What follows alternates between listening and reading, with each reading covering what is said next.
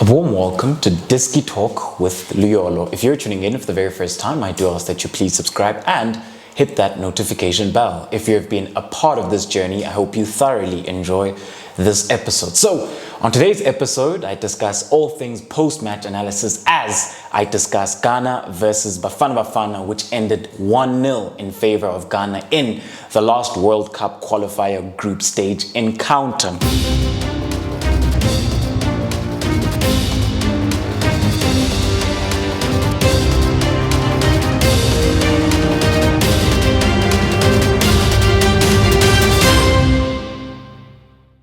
So, without wasting any time then, let's head right into the tactical post-match analysis. So, the blue team will represent Ghana and then the red team will represent Bafana Bafana.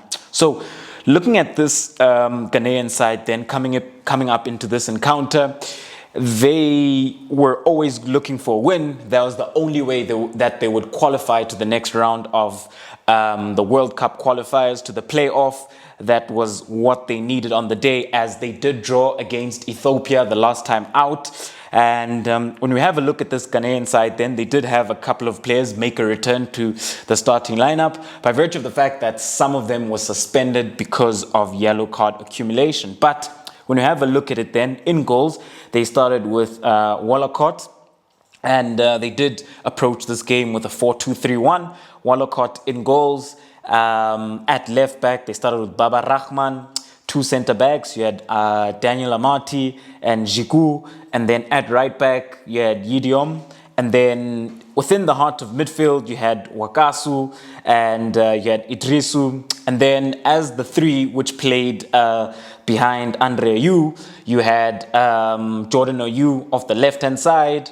You had Kudus, but who went off very early, and then Gray came on for him. And then off the right-hand side, you had Kamaldeen Sulemana, and then up front, you had Andre Ayew, who was making his 100th appearance then for this Ghanaian side. So when we have a look at Ghana then, this is a side that started off very, very well. They started at a high intensity, and they were the better side within the first 30 minutes. And they had so much control of the game, as they were creating chances, but they just couldn't finish off those chances.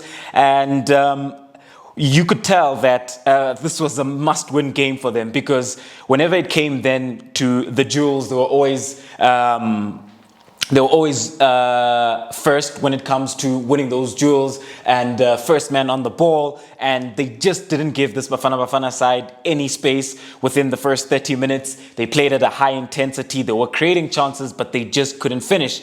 However, then they do get the penalty, which in my own opinion, that is not a penalty, from poor officiating.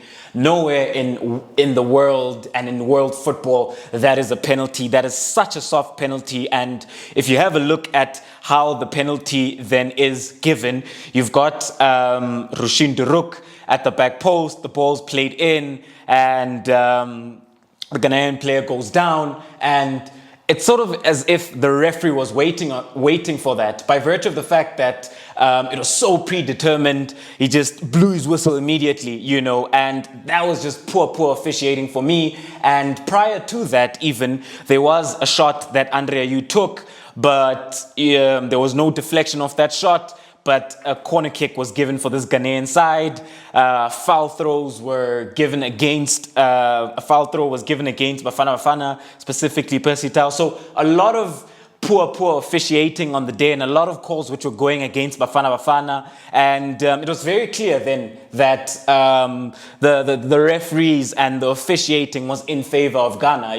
I just have to say that, because at the end of the day, such calls and such decisions are such obvious ones that shouldn't be made, and that's what ruins football at the end of the day, And yes, Bafana Bafana were the poorer side, and Ghana started off at a high intensity and they were playing well, but they have to win the game fairly. They have to convert their chances and not have the ref favor them. A player then who I was most impressed by by this Ghanaian side then is Kamaldeen Sulemana, who then in the second half really grew into the game. He went to the left-hand side and he was tormenting Nigo Mobi. This is a player who's very explosive, very quick, very tricky, and also then would deliver quality crosses into the box, and a young player as well. So this is a player who's got a great future ahead of him, who actually plays in France for Rennes, and I was most impressed by his performance. And yeah, at the end of the day, Ghana then did win the game 1-0.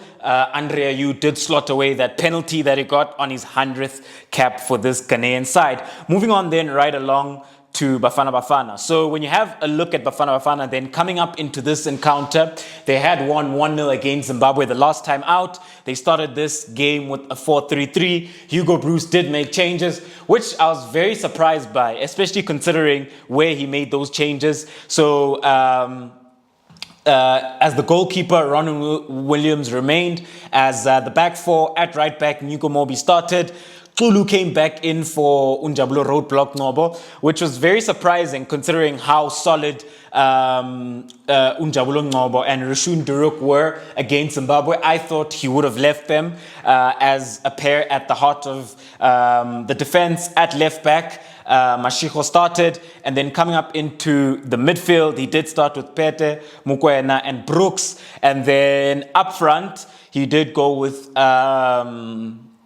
Pesitao, Litswalo, and Hlongwane. Also surprised then that Dolly started off the bench, considering how I think he had a good game in the past game, where then he was able to create that chance for Bafana Bafana, and he did create a couple of chances as well in that game. But that's how Hugo Broos went about things. And yeah, first half was just a poor first half for this Bafana Bafana side. They just struggled to progress the ball into consolidation phase, and they just couldn't even get into the final third. It was just so poor for this Bafana Bafana side. They looked very nervous, and it just looked like the occasion was just too big for them.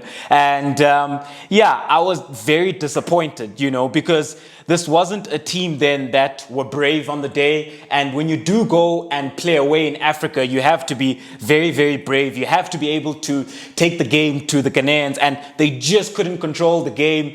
They were out of sorts. They lacked the shape. They lacked the discipline as well. And yeah, I was just very, very disappointed with Bafana Bafana, especially in the first half. And then going into the second half then, very disappointed that Hugo Broos didn't institute changes early on within the second half, or at halftime actually, you know, because I just felt that Brooks and Tao had to be pulled off at halftime. I just felt that Dolly had to come on. Fakhri Lekay also had to come on a lot earlier. I think they would have then been able to make the change and make the difference for this Bafana Bafana side, especially considering how Bafana Bafana did then start growing into the game within the second half, where they were able then to progress that ball into consolidation phase and then work it into the final third. At the end of the day, they just couldn't get that goal, and yeah, very disappointed then with the performance on the day. But a player who stood out for me then is Mashego at left back, especially in the second half. I think he really grew into the game, and this is the type of game that can really graduate you as a player. And I think Mashego graduated in this game by virtue of the fact that he really showed up in second half. He was very solid and he worked very hard. Another player then, I must say, is Upete, especially in the second half as well. And within the first half, where he was winning his duels. Just disappointed then that it wasn't cohesive at all from this Bafana Bafana side. In defense, Nigo Mobi was very poor. He kept getting beaten 1v1, and too much spaces in between our defense. Within the heart of midfield, it's almost as if we didn't have a midfield on the day. We couldn't even string 5 passes together. Up front, they just didn't have, they didn't have any service. And yeah, very disappointed then by this result, and also disappointed that Hugo Broos didn't institute changes a lot earlier on, because I just felt that we could have grown into the game as Bafana Bafana. And most importantly then, on the day, I was most disappointed by the officiating, and it's almost as if the referee was on their side poor calls, poor decisions, and yeah, very, very disappointed that as Bafana Bafana then we can't progress to the playoffs of the World Cup qualifiers, and that this Ghanaian side do. And yeah, at the end of the day, it is Ghana 1-0 in Accra, and yeah, very, very disappointing. However, I must say then that positives that we can draw from this Hugo Broos young side is that they did manage to win 4 games within the group. They did manage to win 4 games consecutively, and they also managed to keep 4 clean sheets. And there's a defensive solidity that we're starting to see, and a defensive shape that we've seen throughout the World Cup qualifiers group stage. And yeah, I just think those are positives that Hugo Broos can really build on going forward. And I think he's made a huge difference to Bafana Bafana, and he's made a huge difference to our national team as well. I just think that this then is a solid foundation that he can build upon going forward, look to qualify for AFCON, and then look to qualify for the World Cup as well going forward. And yeah, at the end of the day, it is what it is. Ghana do win 1-0 in Accra as Ayew scores a penalty on his 100th cap for Ghana. So that's it, ladies and gentlemen. Unfortunately, Bafana Bafana won't be progressing to the playoff of the World Cup qualifiers. Thank you very much for supporting Diski Talk with Luyolo. Signing out.